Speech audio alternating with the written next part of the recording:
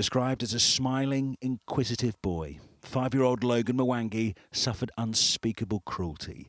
A pathologist said the injuries on his tiny body were consistent with a high-speed car crash.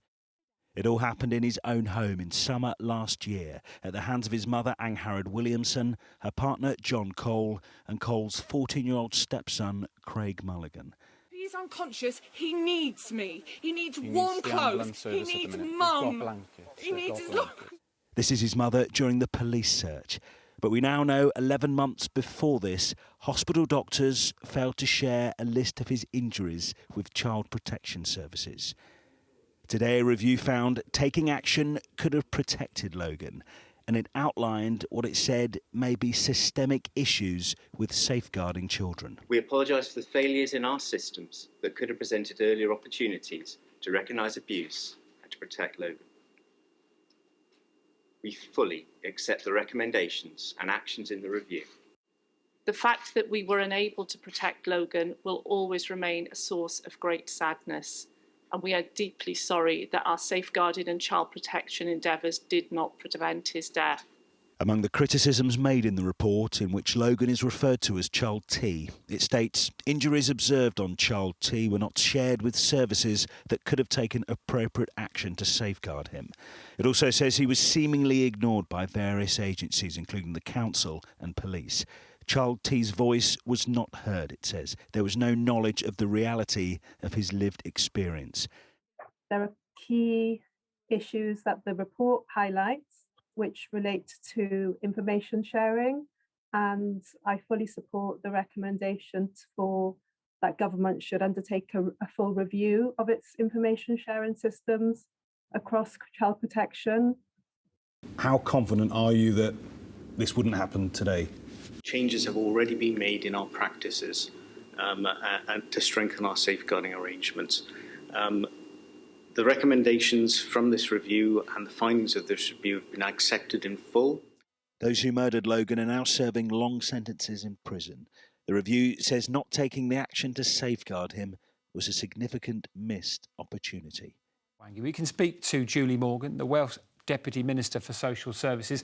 Thank you very much for being with us live on the programme tonight. We've already heard this evening about the thing we hear often when a story like this comes out about learning lessons. I think all of our viewers are fed up with learning lessons and they just want lives to be saved, Julie.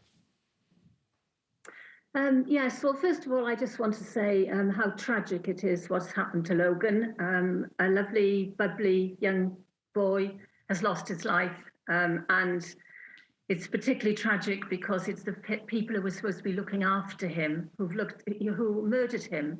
So it is a really, really tragic situation. I welcome the Child Practice Review and the recommendations that have come from the Child Practice Review. The recommendations that are related to the Welsh Government, we will be implementing, and we'll be working with all our partner agencies to ensure that we bring in all those recommendations from the practice review. And of course, the most important one is the information sharing. What are some of the biggest challenges that social services are facing at the moment? Because this report has highlighted some of those again, hasn't it? Yes, social services have a challenging job.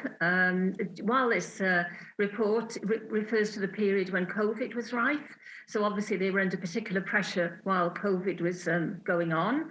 But the general work, with regard to child protection is hard work, and we have very dedicated social workers who have the interests of the children, at the top of their agenda.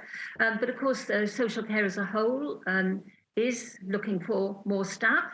So when we talk about pressures on social workers, we are talking about, the pressures of maybe not having enough staff and still being with a bit of the aftermath of COVID. In terms of some of the most damning things to come out of that report, can I ask you, how did it make you feel when you heard that Logan Mwangi's voice, just a 5-year-old boy, remember, was not heard during his short life? Well, I think that that is one of the issues that we will be able to address with the agencies when we take forward the recommendations. I think this probably did have something to do with COVID, that it was difficult to actually interview during that period. And of course, Logan did have COVID. But nevertheless, his voice should have been heard, because it's in all our policies are the children's voices should be heard and should be listened to. So the voice of the child is crucial. So I don't think Logan's voice was heard, and it's tragic that it wasn't. It's important to say, you've mentioned as well, you're not calling for a national review. Is that because you feel that the changes will be made and that would just hold things up?